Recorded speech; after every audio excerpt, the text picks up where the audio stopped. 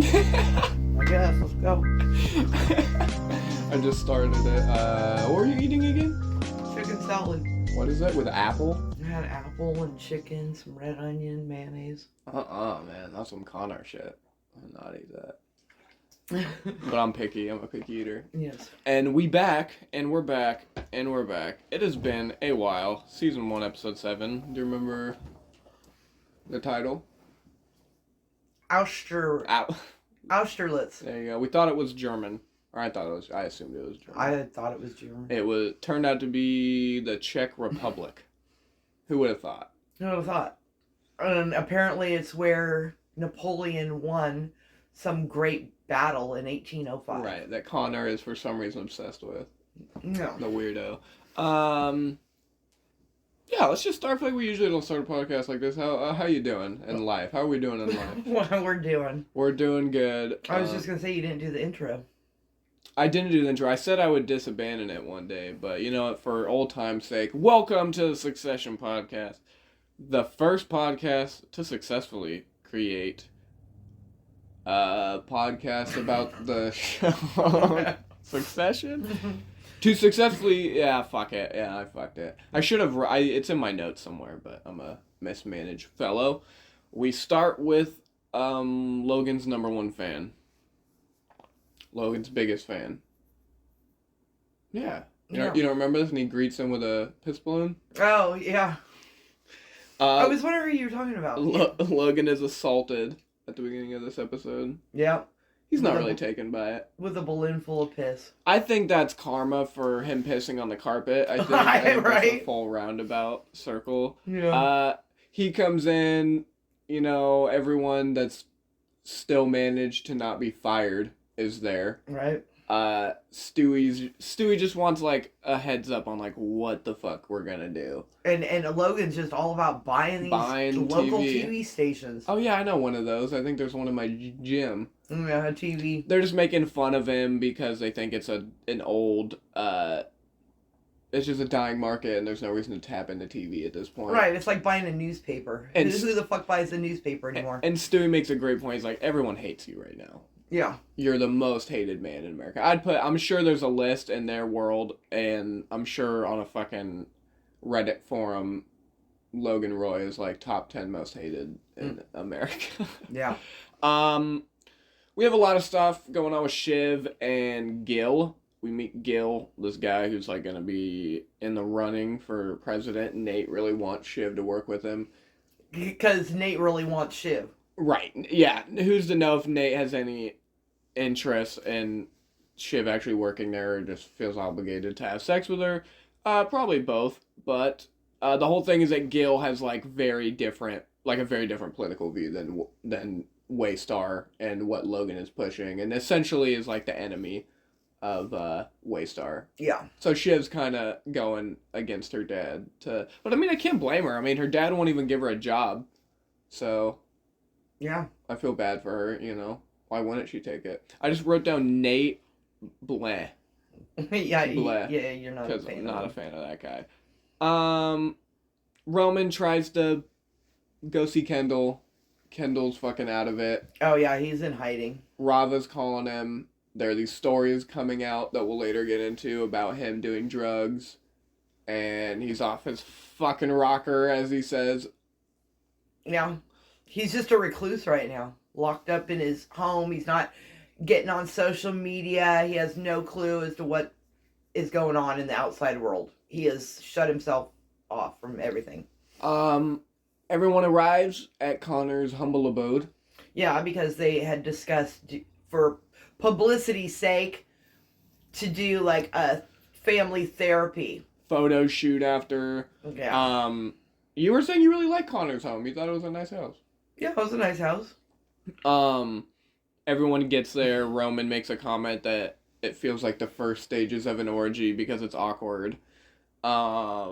Everybody's just standing around. There's tension in the room.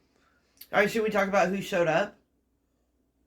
I think before we talk about who didn't show up, we should talk about Roman and Connor. And how he is accusing Connor of diddling him as a child.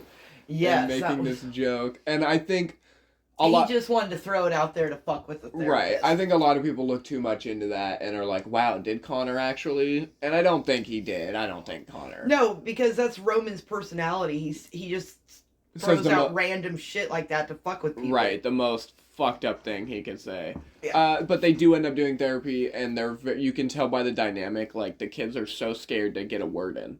Except Kendall's not there. Kendall's not there. And Logan's fine with that, except everyone else is all the siblings are like, Kendall should be here. Yeah. But none of them can talk. The therapist is like, who should talk first? And it goes real quiet in the room. They don't want to talk in front of their dad. Because he wields so much power. And the therapist says, do you ever think that your kids might be scared of you? And he does a classic Logan, fuck off. Fuck off, yep. But then Kendall does come into town. Kendall comes into town, he flies in or something, whatever the fuck he does. He goes to a bar.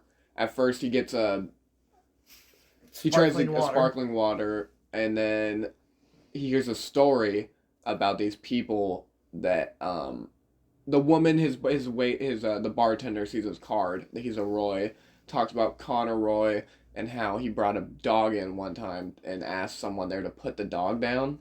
Well, basically he said I can't put him down myself at the vet. Right.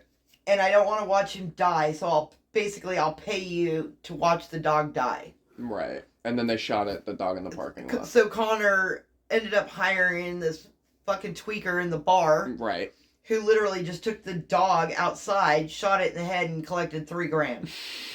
That's awful. That's so awful. And Kendall is like, those are my guys.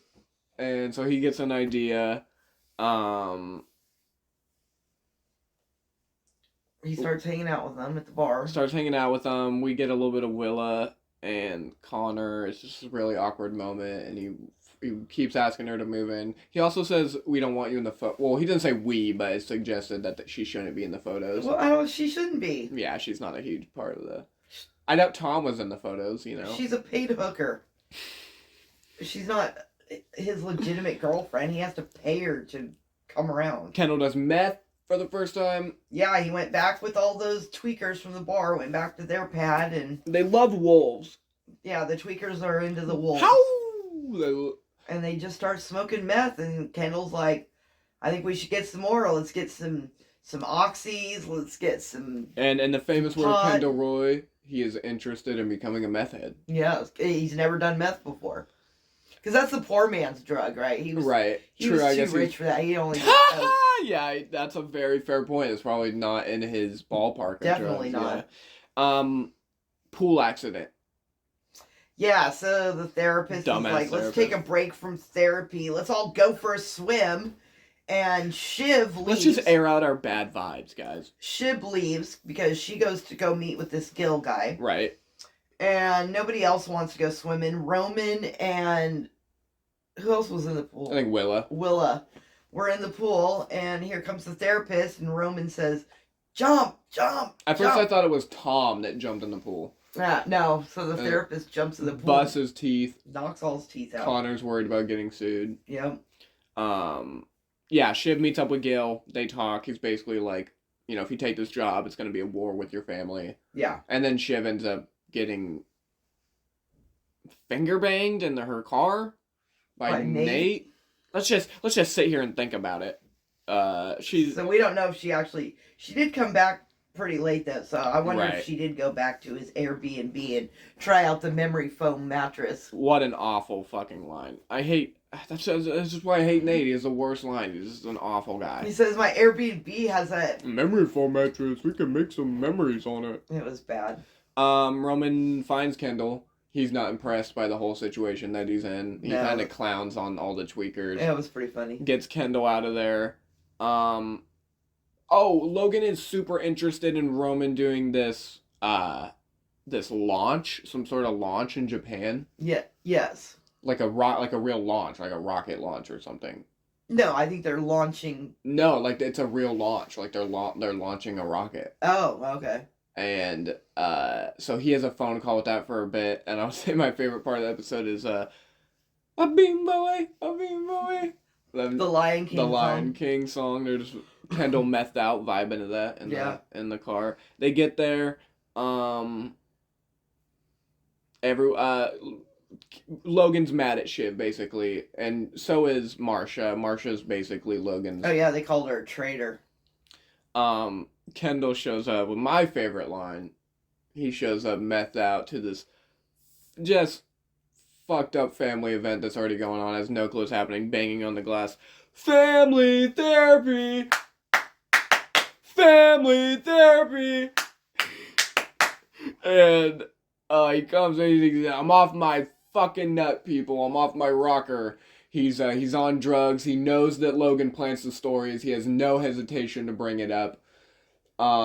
He basically calls his dad a high-class hooker that is trying to sleep with all these presidents. That's the only reason his dad has any business, and he kind of makes a backhanded compliment at, I'm not even gonna say backhanded just a fucking insult at Willa. Yeah.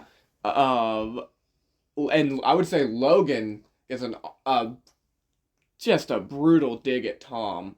I mean, it was that shit was more at Tom. It was at Tom. That was pretty you married a man something like way below you. Way below you because you're too scared of being betrayed or something like that. Yeah. Rough. Which kind of goes back to Tom. I like Tom's whole thing of him and Shiv in the car and him being like, I'm on your side, but I also want to be on your dad's side. You know, we're a beast of two backs, and I want to have your back, but I have to have mine. Right. No Greg this episode, sadly. I missed little Greggy, but he had no role in this episode. Yeah. He wouldn't have fit. It would have been odd for him to go all the way to New Mexico. I agree. But the episode, I would say, ends on a very interesting note. We see Logan swimming. Which the kids all said during therapy that Dad wouldn't go swimming because he doesn't know how to swim. And so obviously they've never swam with their father. They've never swam with him, and we see these scars on Logan's back that kind of hints that maybe that's why they haven't seen him swim. That his dad doesn't want to show maybe the side of weakness from him. Yeah. He's got all the lashing marks, like he'd been whipped. And I don't know. I think it shows. I think. You know, Logan, he's a brutal old man, and he can be mean sometimes, but, you know, you look at maybe what might have been done to him, and you think maybe he's not so bad compared to how he was raised. You know, he might be a bit unethical at times, but, boy, I don't think he'd ever hit one of his kids, and that's actually not true. That's not true, because he hit the grandkid. Yeah, he did hit the grandkid, so man, with a can of cranberries. I took that back the second I said it. Yeah. Good episode, though. Great episode. Short podcast. We ran right through it. The more we record these, the better we get at getting this information out in a timely manner.